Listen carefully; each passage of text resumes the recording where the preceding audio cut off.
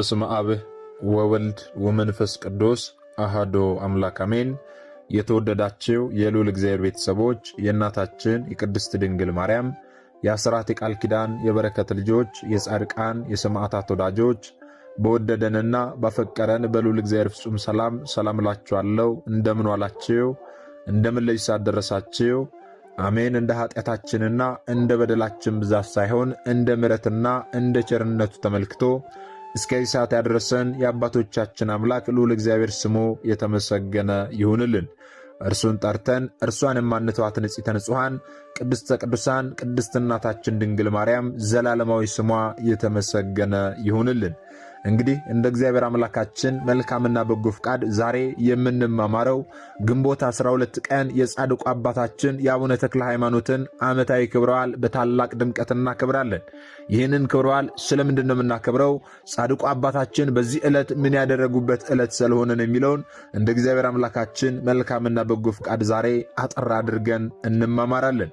እንግዲህ የሚያስተምረን እግዚአብሔር ነው፣ የሚመክረን እግዚአብሔር ነው፣ የሚገስጸን እግዚአብሔር ነው። እርሱ በመካከላችን ተገኝቶ የጎደለውን አሟልቶ የተጣመመውን አቃንቶ በአፈ መላእክት አርሞ ያስተምረን ይመክረን ይገስጸን ዘንድ የእርሱ መልካምና በጎ ፍቃዱ ይሁንልን። የእናታችን የንጽሕተ ንጹሐን የቅድስተ ቅዱሳን የቅድስት እናታችን የድንግል ማርያም ምልጃ ተራዳይነቷ በረከቷ ሁሉ በሁላችን ላይ ይደርብን።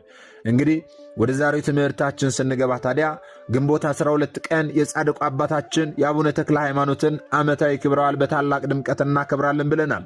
ይህንን ክብረ በዓል ስለምንድን ነው የምናከብረው ስንል በዛሬቱ ዕለት ግንቦት 12 ቀን የመነኮሳት ሁሉ አለቃ የሆኑ ሐዋርያና ሰማዕት ታላቁ አባታችን አቡነ ተክለ ሃይማኖት የሥጋቸው ፍልሰት የሆነበት ዕለት ነው፣ ወይም ደግሞ ፍልሰተ አጽማቸው ስለሆነ ነው።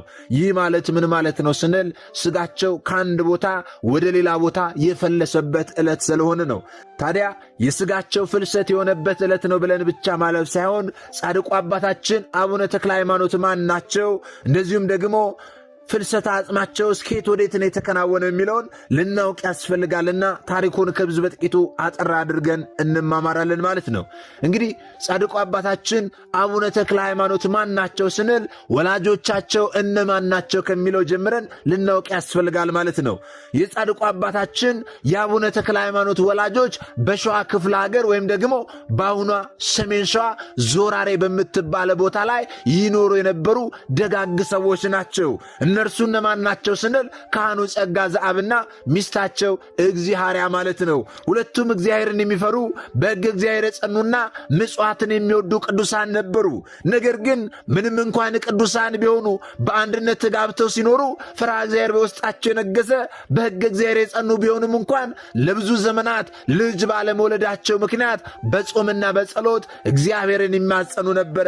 ልጅ በማጣታቸው ዘወትር ይተክዙ ነበረ። እግዚአብሔር አምላክ ልጅ ይሰጣቸው ዘንድ በጸሎት ይማጸኑ ነበረ። ሀብታቸውንና ጥሪታቸውን ሁሉ ለነዳያን ያካፍሉ፣ ይሰጡ፣ ይመጸውቱ ነበረ። በምጽዋታቸው የሚታወቁ ነበሩ።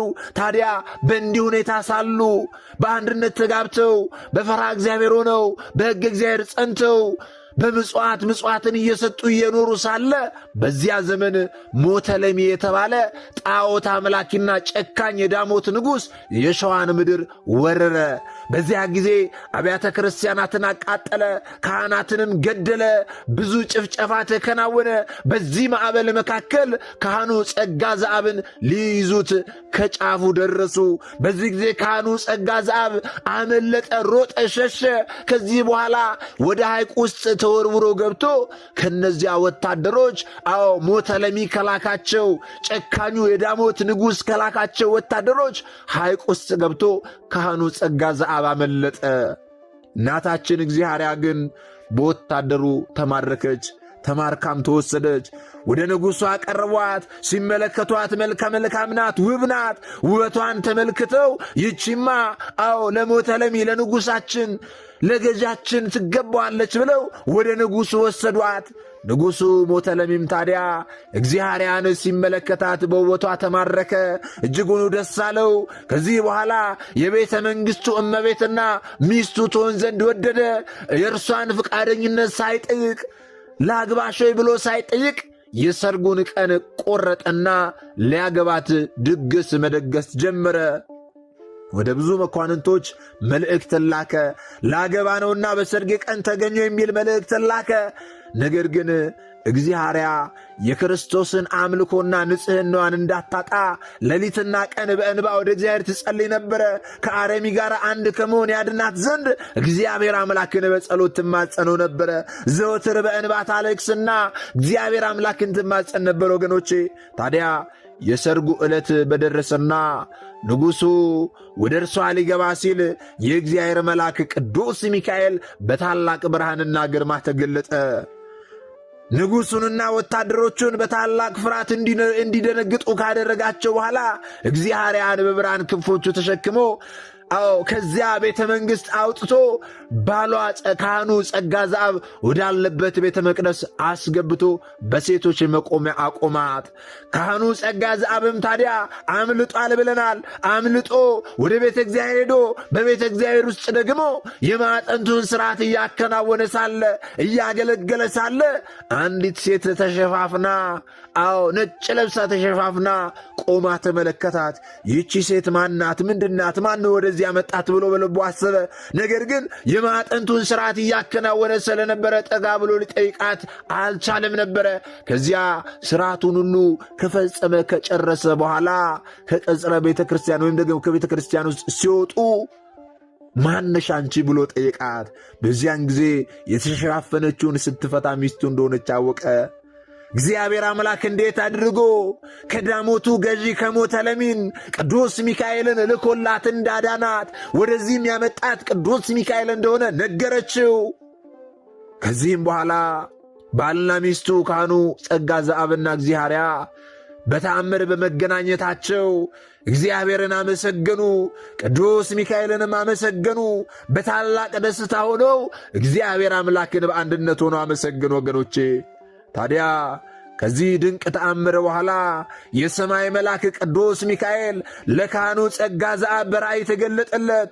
ከዚህ በኋላ ልጅ እንደሚወልዱ ማኅፀኗ እንደተባረከ ያ የሚወለደው ልጅ ደግሞ በዓለም ሁሉ ታዋቂ እንደሚሆን የወንጌልን ብርሃን በጨለማው ምድር ላይ እንደሚያበራ ታላቅና ጻድቅ ልጅ እንደሚወልዱ አበሰራቸው። የወንጌልን ብርሃን በጨለማው ምድር ላይ የሚዘራና የተመረጠ ታላቅ ጻድቅ ልጅ እንደሚወልዱ አበሰራቸው። ይህንን ብስራት ቃል ከሰሙ በኋላ ጻድቁ አባታችን አቡነ ተክለ ሃይማኖት ተጸነሱ። አባታችን ታኅሳስ 24 ቀን ተወለዱ። በተወለዱ ቀን በርካታ ተአምራት ተደርገዋል። ጨለማው ምድር በብርሃን ተሞልቷል። ሽባዎች ተፈውሰዋል። ሲወለዱ የተሰጣቸው ስም ደግሞ ፍስሐ ጽዮን ወይም ደግሞ የጽዮን ደስታ የሚል ነበረ።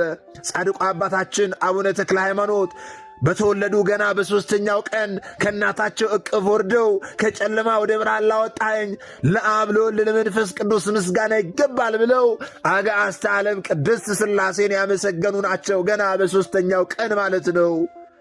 ፍስሐ ጽዮን ካደጉና ድቁና ከተቀበሉ በኋላ እየሄዱ ወደ ጫካ እየሄዱ ያድኑ ነበረ።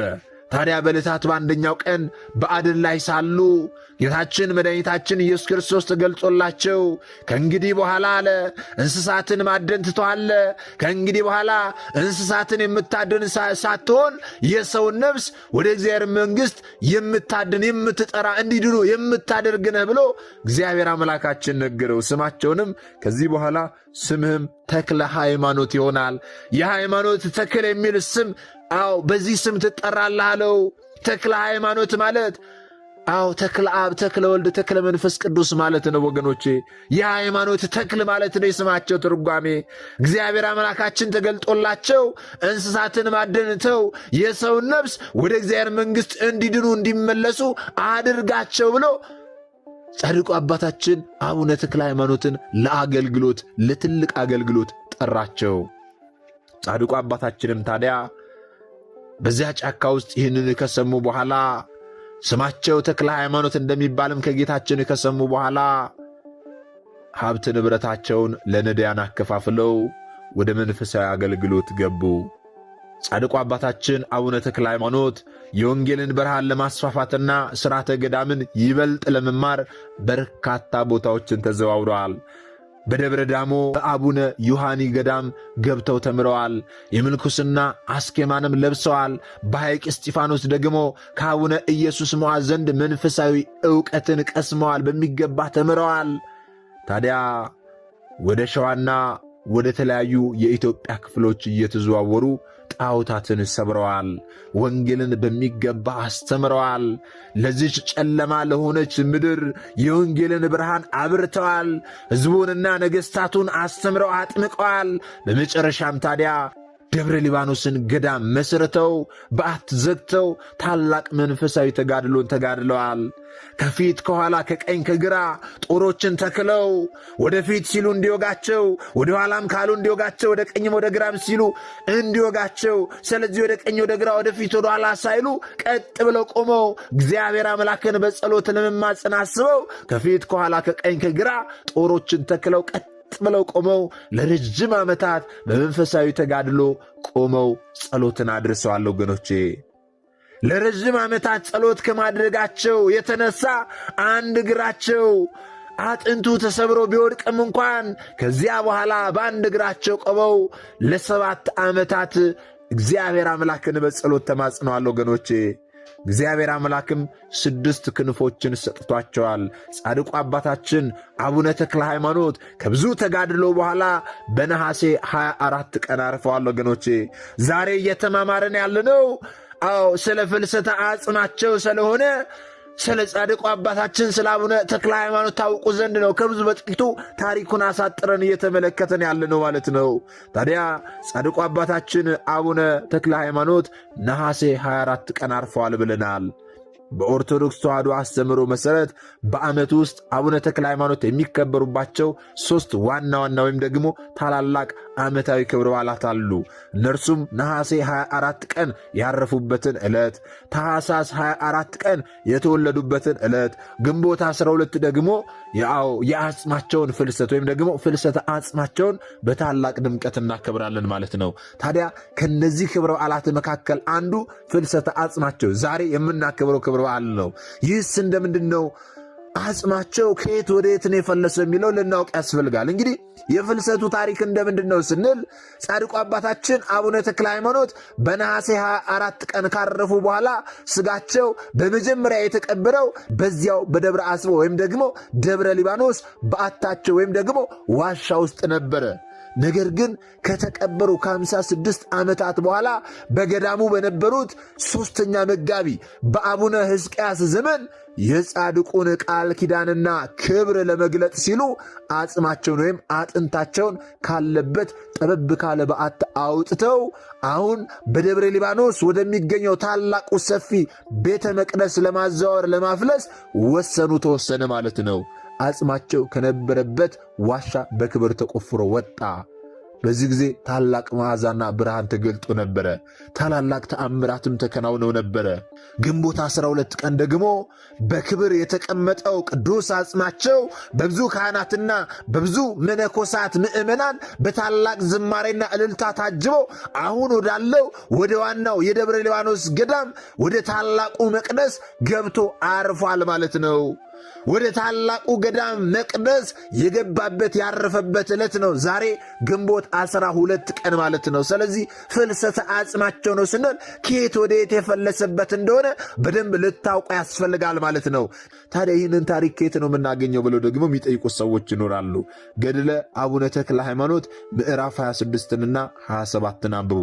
በተጨማሪም ደግሞ መጽሐፈ ስንክሳራችን ግንቦት 12 ቀንንም አንብቡ። እንደዚሁም ደግሞ ሌሎቹንም ታኅሳስ 24ንም ነሐሴ 24ንም ስታነቡ ስለ ጻድቁ አባታችን ስለ አቡነ ተክለ ሃይማኖት በደንብ በስፋት ተመዝግቦ እናገኛለን ማለት ነው። ስለዚህ ዛሬ ይህንን ክብረ በዓል ስለምን እንደምናከብር ከብዙ በጥቂቱ አጠር አድርገን ተመልክተናል።